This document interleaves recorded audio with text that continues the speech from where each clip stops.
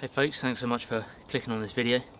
I've just popped up here to the pallet cabin site, the Bushcraft campsite, to install the stove and build a new fire pit, which I've been wanting to do for a while now. I think I said in the last episode I wanted to build a fire pit. But I'm just giving the stove a bit of maintenance, a bit of TLC for the winter months, because we're autumn now, we're right at the beginning of autumn. It's a beautiful day. The leaves are starting to change colour now. I've heard a few birds. There's been a red kite, there's 2 red kites flying around at the moment, and there's a pair of buzzards. You can sometimes hear the squawk or the squeal of a buzzard. A few crows. Looks like it's going to be a lovely day. Chestnut trees starting to turn first. The oak leaves haven't turned to their autumn colours yet. They're just about to at the tips, but the chestnut, that's definitely starting to go. Silver birch is usually one of the first as well. That's starting to turn its colour and show its autumn colours. So is the sycamore as well, but we don't have any sycamore in this woodland. But we do near where I live, near where I walk my dog in the mornings. I can see the sycamore tends to be the first to change to its fall colours. I don't know what trees change first where you guys are. I know I've got a lot of viewers based in the US and Canada. It'd be interesting to know what leaves change first on the trees around where you are. For us here in the south of the UK, it's definitely sycamore and silver birch, I'd say first, and then sweet chestnut. And then oak is usually one of the last trees to change, the English oak, because it's hard as nails. Anyway, I'm cleaning the stove pipes out first before I install them back on the stove. I've already cleared the stove out, I've swept it. I didn't film that bit, but I've swept all the stove itself out. And I've still got to re-oil the door a bit. I gave the window a little clean, but I've got to re-oil it. But I've just been using, and I do this all the time really, it's literally just a toilet brush, a bog brush. And it's actually a really stiff bristled brush, and that's what you need really. Like a chimney sweep brush, is quite stiff. And this is just what I've used for years on my previous stove before this one. But it tends to work really well. Ideally I'd probably want one with a bit of a longer handle so that I could push it right through, push all the soot out. But you know, I was surprised, given that these are fairly narrow stovepipes, I thought there'd be a bit more soot in them, but there's not. So yeah, all I tend to do is just push it in like that, fairly stiff, and because I can't push all the soot out that way, I'll pull and I'll twist, and that tends to, and I'll just keep doing that until all the soot comes out and there's no more coming out. And then obviously I need to flip it over, use the toilet brush again. By the way, this was a new toilet brush, this isn't one that's actually been down in a toilet. It was new a few years ago. That would just be nasty. Anyway, push and pull and twist, and that cleans it out. I don't know if you guys can see that, but there's no sooty deposits or remains on the inside of the stovepipe there. So that's what I'm doing to the rest of the stovepipes. In fact, I'll show you the spark arrestor as well. The spark arrestor can get quite sooty, so I usually just scrape the outside of that to begin with. Okay, this will be sooty because it's near the top, and actually that is covered in soot. So, same principle. Get the stove brush in there, watch this. So you can see there's a lot of soot in this one. And that's obviously because it's the spark arrestor, so it's catching all those extra pieces. And you just keep doing this until it's clear. I want to make sure everything's seated nicely before it's obviously hot, because once that gets hot it all expands and it gets really tight. So that's cleaned up quite nicely actually, I'm quite pleased with that.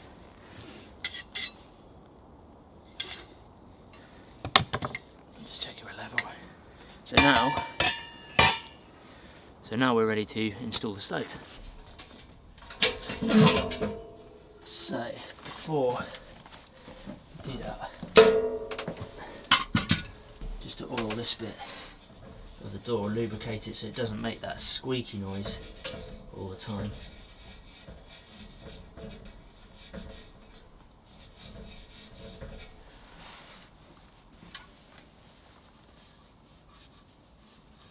Now that should not squeak now. There we go. No squeak.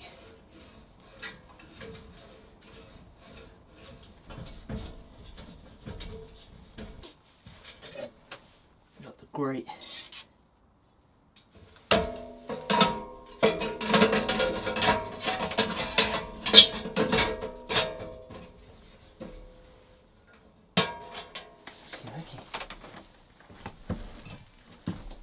Now I haven't brought the pipe oven with me today. The stove pipe oven, that will come in a minute. In the next time I come here, I'm going to bring that. Got to do it in stages.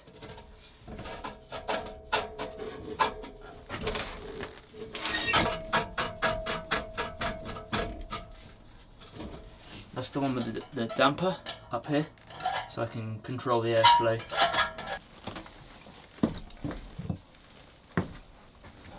Next flue section. So normally I'd have the stovepipe on next. I'm just going to put this one on. Check you can change the damper, which we can.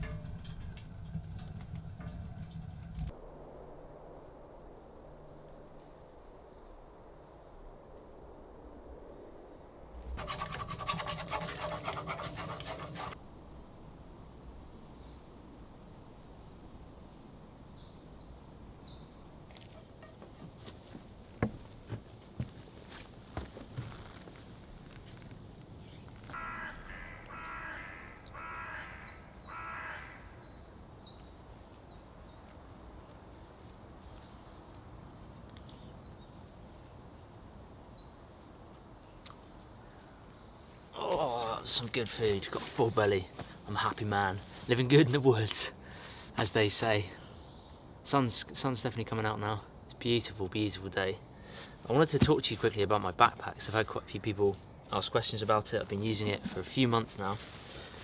This is the Fjällräven Stuben, and I believe Stuben in Swedish means stump. What's unique about this backpack is that it actually has a metal frame inside and a seat on the lid. So you can use it as a chair in the woods, which I guess is why they call it Stuben, which means stump.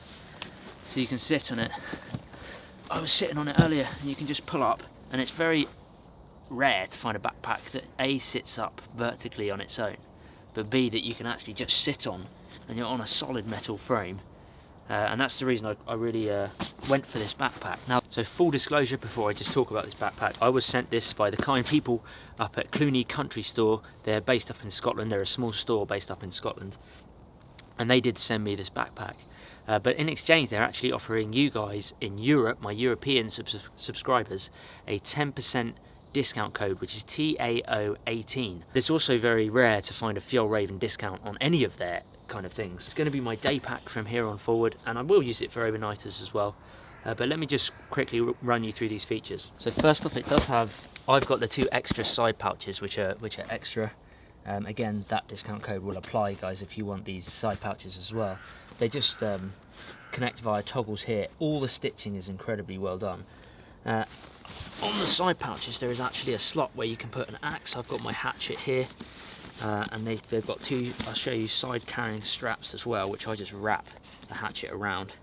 So there's the hatchet, and on the other side I keep my saw, my folding saw, so that's just handy. And these are actually used for just lifting the bag up wherever you want. It's got a nice big carry handle here at the back as well. It's nice padding on the back and also on the shoulder straps, and I believe they've treated it with their G1000 wax, which makes it really waterproof and keeps it much more durable. On the chest strap, this is what I quite like as well. On the sternum strap here, on the clip, sorry, it does have a small little whistle, and this is becoming a bit of a trend, I think, with Fjallraven gear, so it's quite handy that they've got a little whistle there. All adjustable with straps here. The bag itself, I think, is 27 litres. Again, I'll put all the real detail in the stuff in the video description below. It's got a top compartment here, and in this I just keep my tea, my head torch, things like my Opinel knife, food stuff basically, a spoon, wooden spoon, some earplugs and some spices and things like that, and that's just my kind of easy access food that I need to. In the front pouch here, and you can see it says G1000 there, which is their kind of famous Fjallraven's famous material and waxing that they do to proof their material. In this front pouch is my first aid, so it's nice and easy to access. I need to be able to get to it quickly, so as soon as you open it, an Israeli bandage is there, first aid kit is below it, clotting gauze, wound clotting gauze, and a tourniquet. So that's my first aid, easy access. I needed that to be, because obviously if there's an emergency I want to get to it quickly, then that's all there nice and fast. Israeli bandage being the first thing in case I have quite a traumatic deep cut. Side pouches. So one of the side pouches, these add a few extra litres to the backpack as well. This one I have my stainless steel bottle, a nesting cup which is actually inside at the moment.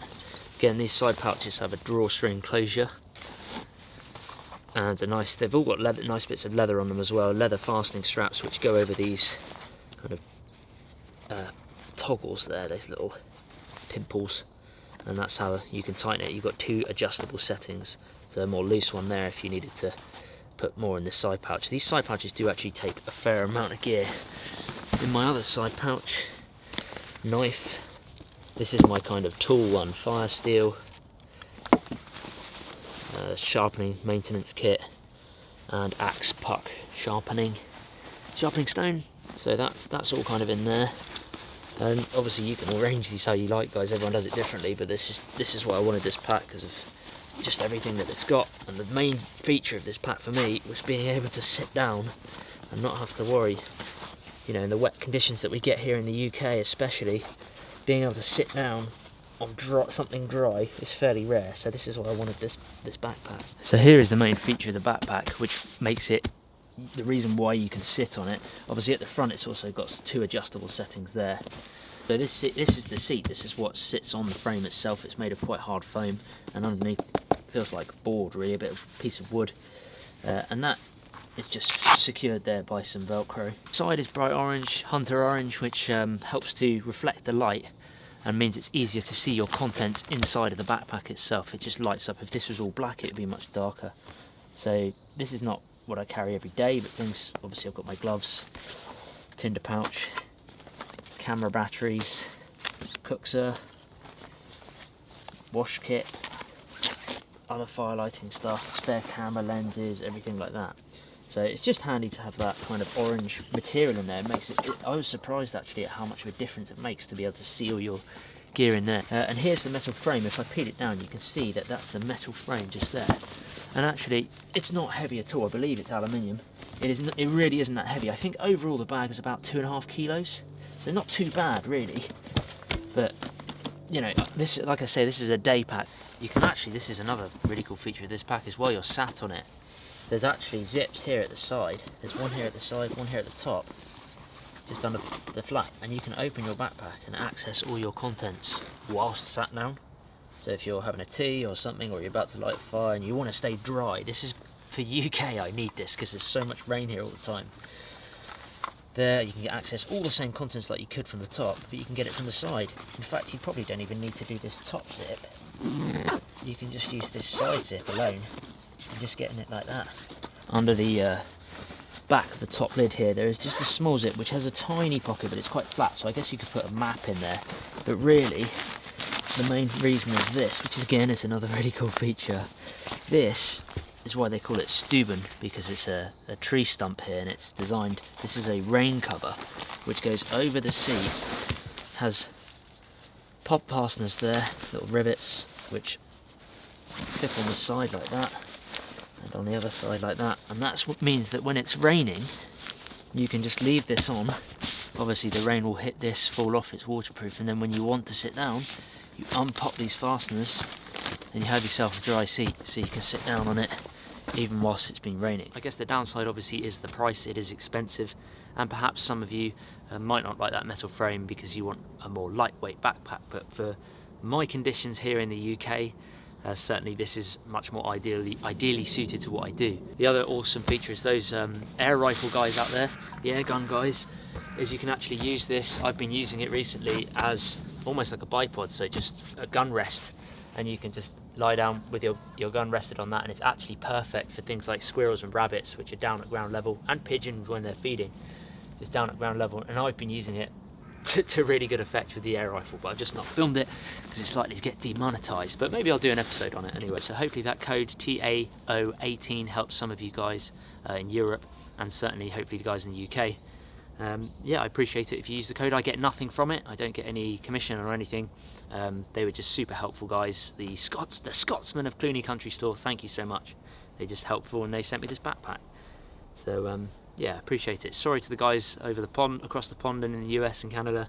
Maybe I'll try and work on getting you a discount in the future, but for now it's just the guys in Europe. So the other thing I did when I arrived here earlier was the fire pit, and I managed to source some, I believe it's granite, from near where I live. Someone was giving it away for free, I think about 16 blocks of it. But it's nice now that I've got a full kind of cooking area outside the cabin, which is what I wanted. The next thing to do would be to put one in the Bushcraft camp and sort out the fire pit over there, because at the moment that is not in a good way. It's not, you know, useful. But now I've got an outdoor cooking area here for the cabin site, and also obviously also I can cook on the wood stove as well. The cooler months are coming, I'm looking forward to it.